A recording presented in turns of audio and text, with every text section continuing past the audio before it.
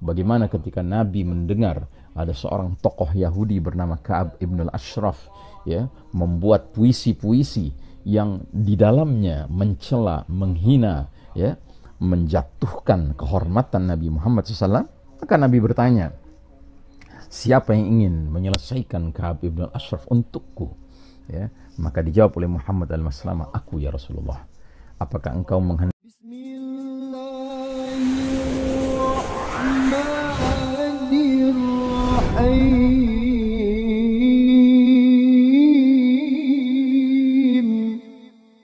Kemudian kelompok yang kedua yang kita akan bahas hari ini adalah orang-orang yang mencintai para sahabat Rasulullah Sallallahu Alaihi Wasallam, termasuk dicintai oleh Allah Ta'ala. Dikatakan dari sahabat Al-Barra ibn Azib radhiyallahu anhu, ia berkata, sami'tu an-nabiyya sallallahu alaihi wasallam yaqul fil ansar la yuhibbuhum illa mu'min wa la yubghidhuhum illa munafiqun faman ahabbahum ahabbahu Allah wa man abghadahum abghadahu Allah.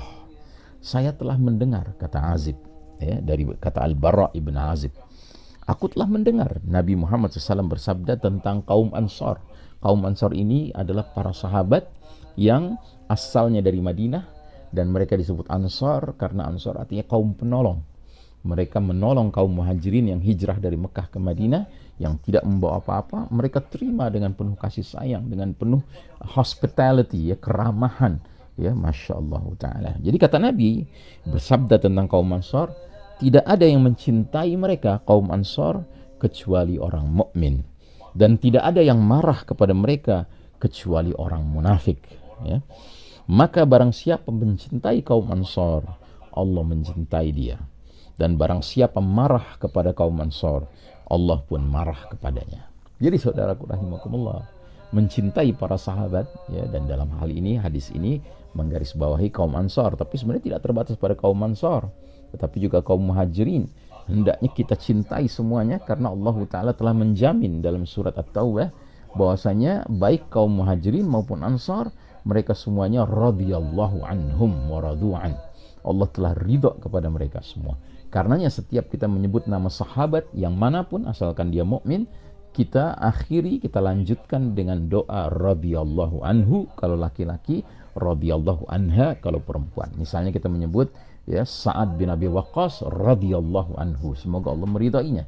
Kalau kita menyebut Aisyah binti Abu Bakar, kita menyebutnya radhiyallahu anha, semoga Allah meridainya, perempuan, ya. Nah, jadi saudaraku rahimakumullah, kita yang mengaku beriman ini hendaknya mempunyai rasa cinta kepada para sahabat, karena para sahabat adalah khairul qarn, generasi terbaik, generasi yang telah menunjukkan loyalitas mereka, solidaritas mereka, pembelaan mereka kepada Nabi Muhammad sallallahu alaihi wasallam, ya. Dan kita tahu benar bagaimana semangat para sahabat itu untuk membela kehormatan Nabi Muhammad sallallahu alaihi wasallam. Ya, contohnya Muhammad bin Al-Maslamah radhiyallahu an. Bagaimana ketika Nabi mendengar ada seorang tokoh Yahudi bernama Ka'ab ibn al-Ashraf, ya, membuat puisi-puisi yang di dalamnya mencela, menghina, ya, menjatuhkan kehormatan Nabi Muhammad SAW. Maka Nabi bertanya, siapa yang ingin menyelesaikan Ka'ab ibn al-Ashraf untukku? Ya, maka dijawab oleh Muhammad al-Maslamah, aku ya Rasulullah. Apakah engkau menghendaki aku membunuhnya? Kata Nabi, benar. Maka akhirnya dibunuhlah oleh Muhammad bin Al-Maslamah dengan satu strategi yang sangat canggih, ya, yang telah menyebabkan, ya, Ka'ab bin Al-Ashraf yang tinggal di sebuah benteng yang kokoh terjaga oleh para pengawal-pengawal, para prajurit-prajurit Yahudi, ya, ditarik keluar dari bentengnya pada suatu malam, ya, dengan cara yang sangat canggih dan penuh dengan diplomasi dan tipu daya. Akhirnya keesokan harinya ketika Muhammad bin Al-Maslamah berjumpa dengan Nabi SAW dan melaporkan apa yang telah dia kerjakan, Nabi pun tersenyum. Nabi pun menunjukkan keridhaannya dan rasa leganya, rasa puasnya terhadap, ya, Muhammad bin Al-Maslamah radhiyallahu anhu, karena dia telah menunjukkan kesetiaannya untuk membela kemuliaan Nabi Muhammad SAW. Ya, jadi saudaraku rahimakumullah, begitulah cintanya para sahabat kepada Nabi kita Muhammad SAW, dan karenanya kita pun harus mencintai para sahabat, karena itu itu akan mendatangkan cinta Allah kepada kita. Lalu kelompok ketiga, yaitu orang-orang yang menjaga silaturahim dengan arham mereka. Apa itu arham? Ya, mari kita simak hadis berikut ini.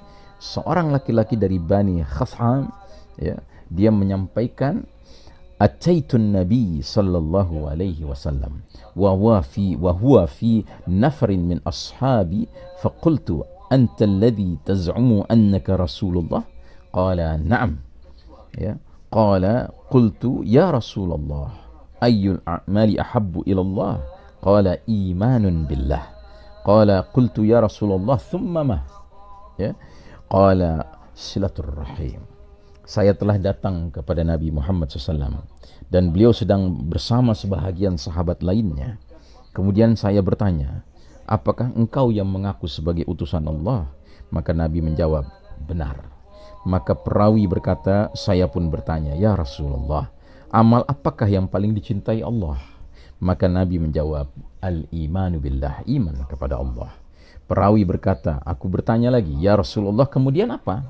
Maka Nabi menjawab, silaturrahim, ya, menjalin hubungan silaturahim dengan kerabat, ya, dengan saudara, ya. Yang dimaksud dengan al-arham dalam kalimat silaturahim itu adalah kedua orang tua, saudara laki-laki, saudara perempuan, paman dan bibi, baik dari ayah maupun dari ibu, serta anak-anak, ya, anak-anak kita, anak-anak mereka, ya.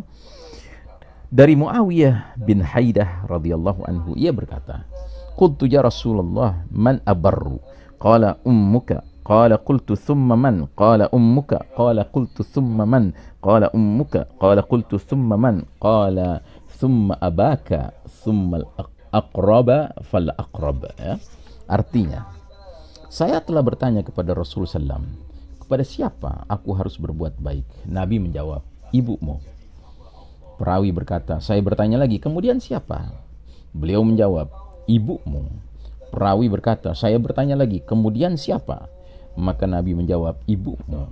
Perawi berkata, saya bertanya, kemudian siapa? Beliau menjawab, ayahmu.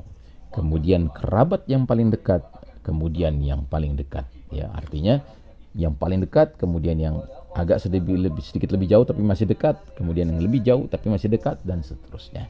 Nah, jadi saudaraku rahimakumullah, silaturahim ini adalah perkara yang mendatangkan kecintaan Allah Ta'ala. Karenanya jangan hendaknya kita, ya, menjauh dari saudara kandung kita. Apalagi kalau kita masih punya orang tua, apalagi kalau masih ada ibunda kita yang hidup di muka bumi ini, ya hendaknya kita menjalin silaturahim dengan mereka. Dan lagi-lagi di dalam dunia yang penuh fitnah sekarang ini, ya, aturan yang dibuat oleh mereka yang sedang menguasai dunia, yaitu Yahudi, adalah dengan alasan kesehatan sains, ya, hendaknya anak jangan menjumpai orang tuanya, apalagi kalau sudah menjadi kakek dan nenek. Cucu jangan menjumpai, cukup dari jauh mendadah-dadah saja.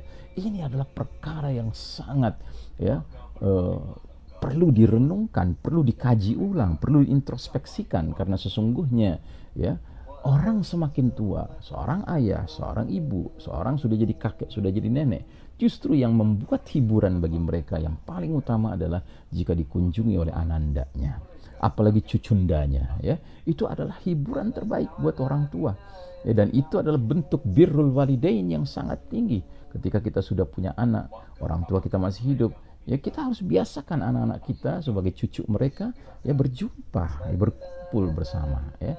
Alangkah ironisnya kalau sampai, ya, seorang kakek nenek tidak bisa berjumpa dengan cucunya hanya dengan alasan karena khawatir kesehatannya akan terganggu, ya. Padahal apalah artinya hidup di dunia ini kalau seandainya hal-hal yang paling mendasar tidak boleh ditegakkan. Dan ingat, ini mendatangkan kecintaan Allah Ta'ala, ya. Maka ada satu kisah, ya, ada seorang yang ayahnya sudah lanjut usia 80-an tahun. Ayahnya ini tinggal dengan orang ini, pemuda ini, ya. Nah, ayahnya ini setiap makan itu berkumpul dengan anak-anaknya, dengan menantunya, dengan cucu-cucunya, ya, semua bercengkrama. Suatu ketika datanglah berkunjung ke rumah si kawan ini, ya, tantenya, jadi adik dari ayahnya ini yang usianya sudah lanjut juga 70-an tahun. Nah, si tantenya ini melihat abangnya, ya, abang dari si nenek ini, ya, duduk bersama anak menantunya. Ini sedang musim pandemi ini ya. Dia pun bertanya, apakah abang kalau makan rame begini ngumpul sama anak sama cucu, ya kan? Dia bilang, ya memang iya, dari dulu juga sudah demikian. Maka si nenek ini mengatakan, aduh, aye benar-benar sedih benar, ya kan? Ini orang Betawi, ya kan?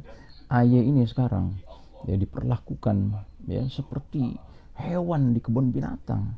Kalau datang anak-anakku, menantuku, cucu-cucuku naik mobil, ya mereka klakson mobilnya. Kemudian aku datang ke jendela ruang tamuku, mereka hanya dari mobil, dia mereka buka jendela mobil, mereka dada-dada, sedangkan aku dada-dada dari dalam rumahku. Jadi seolah-olah aku kayak monyet di kebun binatang. Nauzubillah min dzalik ya. Nah, saudaraku rahimakumullah, ini harus kita renungkan. Benarkah sikap seperti ini?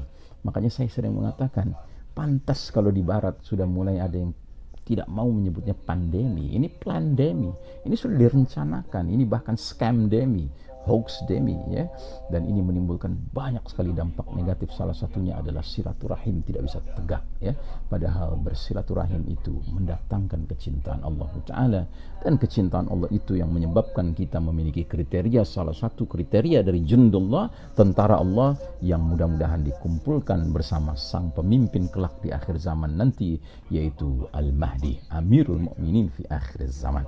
Saudaraku rahimakumullah, mudah-mudahan apa yang kita bahas hari ini bermanfaat dunia dan akhirat. Wassallallahu ala nabiyyina Muhammadin wa ala alihi wa sahbihi salim tasliman. Walhamdulillahirabbil alamin. Wassalamu alaikum warahmatullahi wabarakatuh.